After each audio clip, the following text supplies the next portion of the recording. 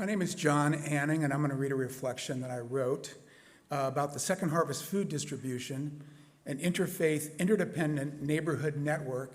And I want to also start by thanking Anna Dyer, who was instrumental in making this work. In early 2016, I was watching 2 to 3 hours of MSNBC a night.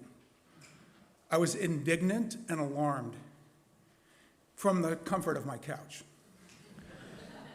There were big choices to be made. Chardonnay with Rachel, Merlot with Lawrence. One morning I got an email from Reverend Stephanie asking if I would check out an interfaith volunteer opportunity. The Belmont Mosque, also known as the Yassine Foundation, had been running a Second Harvest food bank, and they needed additional volunteers. I agreed to check it out and had a tiny revelation. Two of the most demonized populations at that time were Muslims and Latinos. Muslims ran the site and Latinos were the primary recipients. And I thought maybe I should actually get to know some of my neighbors rather than cheering them on from the comfort of my couch. I don't remember how many of you joined me that first time. It was a bunch. But there was a feeling of joy to be up early and doing something productive. Jumping forward, we became integral to the site and eventually took the site over when it moved to Nesbitt School for curbside distribution during COVID. Chris Stovall, Steve Hill, and I shared leadership roles, and over these last 8 years, more than 70 congregants have volunteered at least once, many dozens of times. And we distributed almost 600 tons of food together. Here are some moments that stand out for me personally. The very first time that site leader Mohsen Ben laid eyes on me, he said, "You stand over here and make sure people don't take more than their share." I was stunned. I had come to do this noble service, and yet I was radiating, he's big, he's old, he's white, he should be a cop. And I said, no, but I'll help with that, but I don't want to be in charge of shrinkage. Another important moment was within the first couple months when I had innovative ideas of how to improve the site, and no one cared. But wait, I'm smart, I'm helpful, I'm a Unitarian. Shouldn't I take over? Apparently not. That became a theme, just work and assist. There were other matters of tone. One day I pointed out that one of our boxes was short a couple of oranges. I guess I was frowning, and I guess my tone was critical and officious.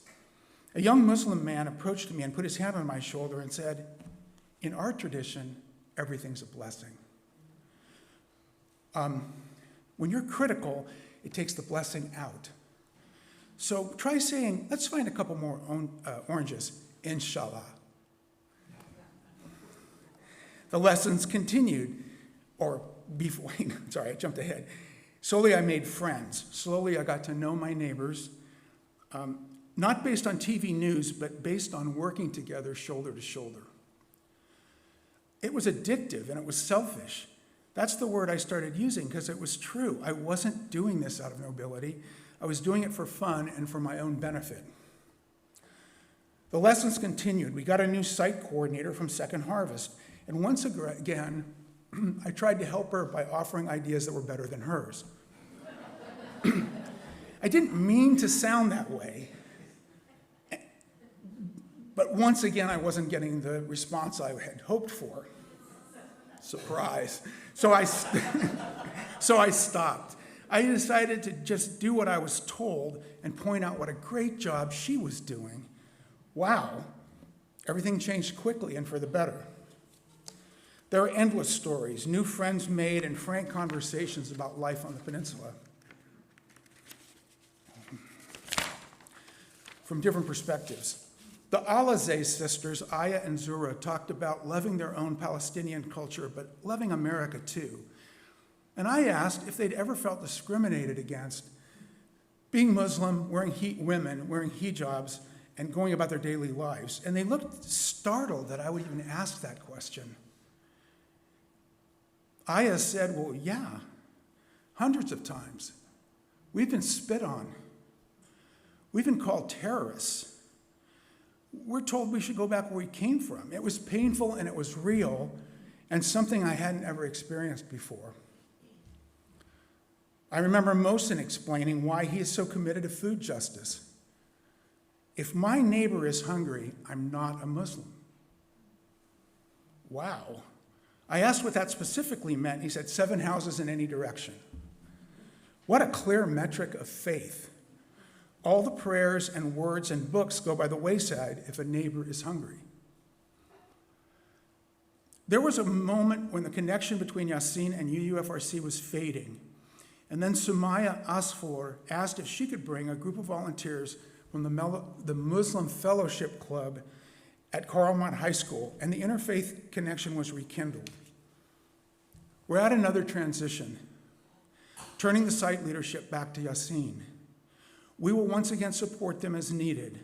Our interdependent network of giving and receiving, listening and learning, working with and for our neighbors continues. Thank you. When I heard John's reflection, I felt I had to tell this story. And it's always said that a beginning of a story is very important, and no good story ever started with I was eating salad. So this story begins with, I was in a church board meeting. I was in a church board meeting about 12 years ago, and we were talking with the social justice chair of the congregation I served. And we're talking about the upcoming Martin Luther King parade that was coming up in January. And we thought, well, how could we support the group that was organizing it? It was an African-American group that was organizing it. And so I said, well, does anyone know the leadership there? And the social justice chair said, yeah, I know the leadership there. I said, well, can you go and talk to them and see what we can bring to support them? And she said, I'll do that. So this is 2 board meetings. The December board meeting we moved forward to, and the social justice chair came back and said, yes, they've asked us to bring sheet cake. I thought, great, we can do that. That's straightforward. And then the discussion devolved into, but I think we can do better than that. I think we can bring pies. Maybe we could bake some breads, and maybe we can bring pastries, and maybe we can do all of this. And the next 3 or 4 minutes of the board meeting was basically a recipe of desserts that we could bring to the Martin Luther King Day parade. And then I felt I had to say something, and I was fairly new in my ministry at that congregation at the time. I said, why are we not doing what they asked us to do? Why are we not doing what they asked us to do? And everyone kind of started and thought, yeah, let's just bring the sheet cake. And that's what we did for 100 people, so that's a lot of sheet cake. Martin Luther King Day parade, we had the march, and then we had the rally afterwards, and there were speakers there, and I was just standing amongst the audience, and the only African-American city council member came up to me and said, you're the pastor at the fellowship here in town. I said, yes, I am. I said, I'm Brian Ferguson. Introduced myself. He introduced himself. He said, your congregation brought the sheet cake to this. I said, yeah, we did. We were just happy to support this however we can, and that's what we were asked to do. He said, I want to really thank you for doing that. Oh, great. He said, will you give the benediction at the end of the rally? I was the only white person that spoke at that rally. And I don't know for sure, and I never got a chance to follow up, but I wonder if it was a test. Because too often, historically marginalized groups are used to their leadership not being taken, not being listened to, not being heard. So I don't know, but I often wonder, was that a test? And on that one occasion, we passed. And I listened to John's story as well. I think we're so used to, in Unitarian Universalism and predominantly, but not solely, white congregations, that we are the leaders. And so I think one of the great skills that we need to lead, and as we talk about interdependence, and as John talked about, is that idea of fellowship. Can we take fellowship from people we don't normally take leadership from? Can we follow them? people of colour, women, transgender, people who are transgender, trans women of colour. Can we take leadership from there? I think that's what Followship is, and I think that's when we really move into interdependence. That's where we can measure ourselves. Are we willing to take leadership and follow those who have been historically marginalised, hear the request and honour it? So thank you. I'd like to invite the choir up for our finals.